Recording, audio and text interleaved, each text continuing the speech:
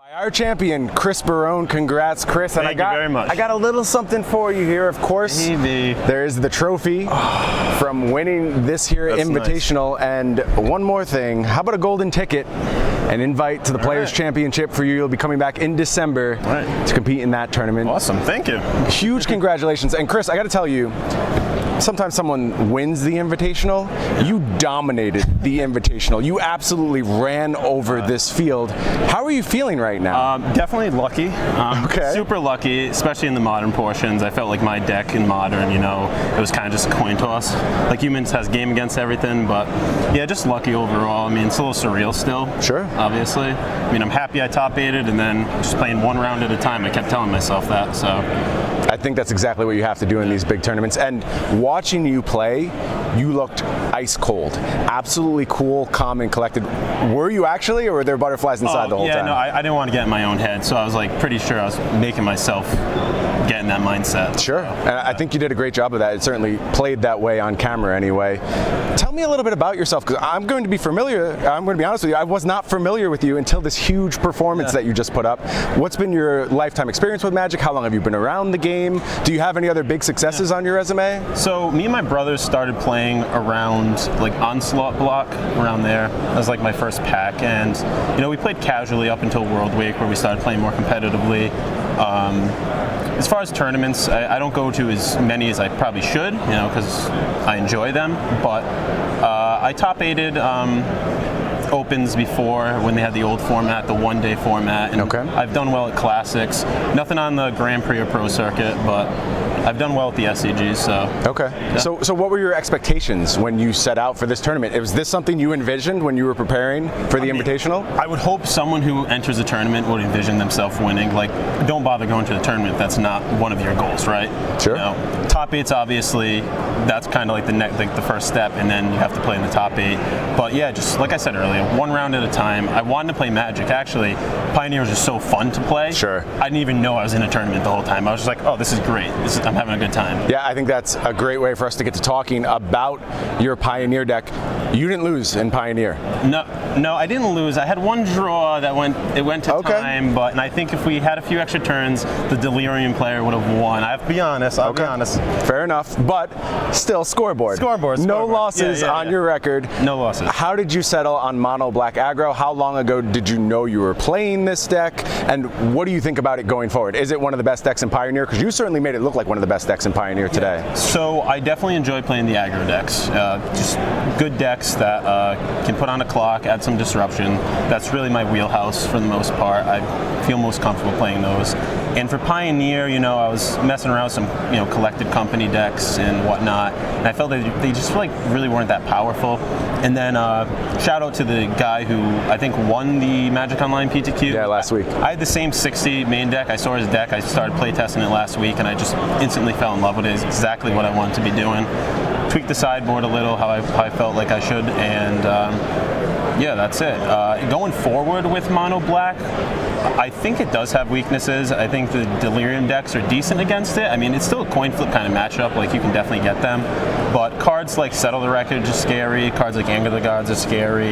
The mono red decks, if you can put pressure, if you can outclock the mono black deck, all the creatures can't block. Sure. If you saw in the, I think it was the semis, the guy had Rabble Master on turn 2. I was smoked that game. Yeah. So, I mean, I would say those strategies are pretty strong against mono black.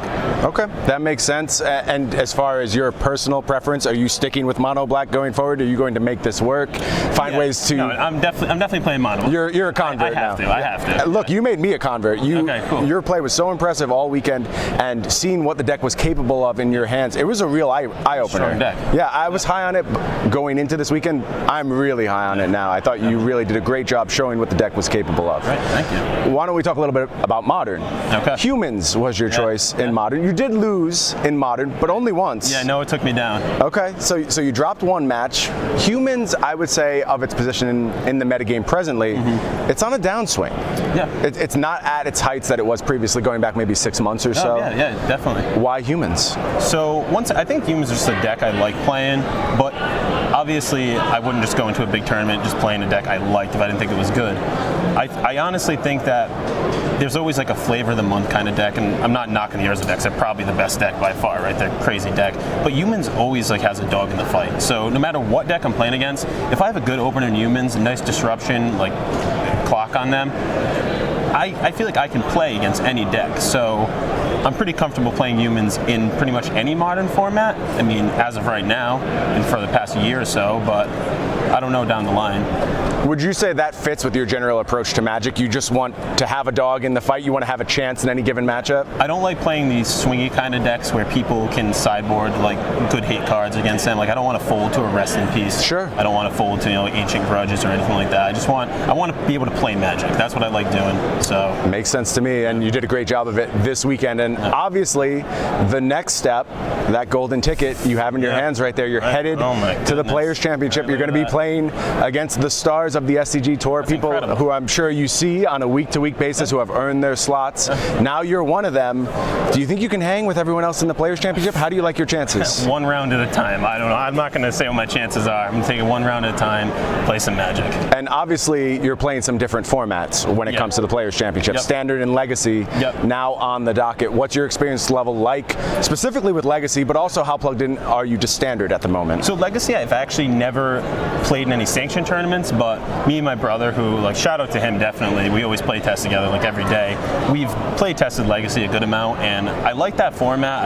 I'm not really sure what deck I'm going to play in that. Okay. Standard, I don't like it right now. I mean, I don't like the whole Oko mirrors and that kind of, just how the game's playing out. It's kind of repetitive. So we'll see if there's any banning or whatnot, and we'll go from there, I guess. Okay, and now the other thing that comes as a result of this tournament win, besides your invite to the Players Championship, besides that trophy right there, besides a whole heap load of money, it's token time. Yeah. You get to decide what token you want to be immortalized as.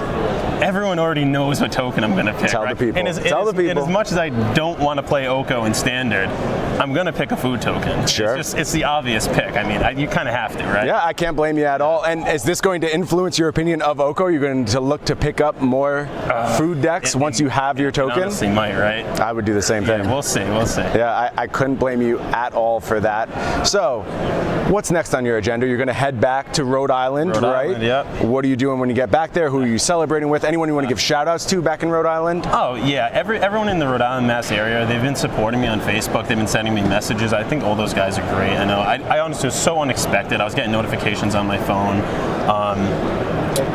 Biggest shout out to my brother. I mean, he's my playtest partner, you know, so that's pretty much it. I'm probably forgetting a lot of people. There's a lot of people at this tournament that, came up to me like, yo, bro, you're doing a good job. I like the way you've been playing. I like the deck. I'm like, hey, thanks. Like, so shout out to them too. Go back to Rhode Island and time for exams. So yeah, you told me we share something in common. You were currently in law school, right? Mm-hmm. And I shared a little bit of wisdom. Stuff like this happens exactly when you can't afford it to. Oh my God, I'm sure you're going to be very busy over the next few weeks. But if you play anything like you played today, I really like your chances at the Players Championship. I think you proved yourself as a deserving champion. And how about in the future? Do you see yourself maybe committing more to the SCG Tour? Do you want to try and come out a lot more when it comes to season 1 next year? Well, it means a lot that you said that, and I guess we'll see if it's a reasonable trip and whatnot, and we'll just take one day at a time, man. That sounds like a great approach to everything. Chris, I am so happy for you. Like I said, a very, very deserving champion. Last chance, anything you want to say to the people at home? Give them a reason to root for you at the Players Championship. Why should you be their horse in the race? I play fair Magic. That's what I do. Okay, just good, clean, fair Magic from Chris Barone, our SCG Invitational Champion. Congrats one more time, Chris. Thank you. And we're going to send it back to Cedric and Patrick over in the booth.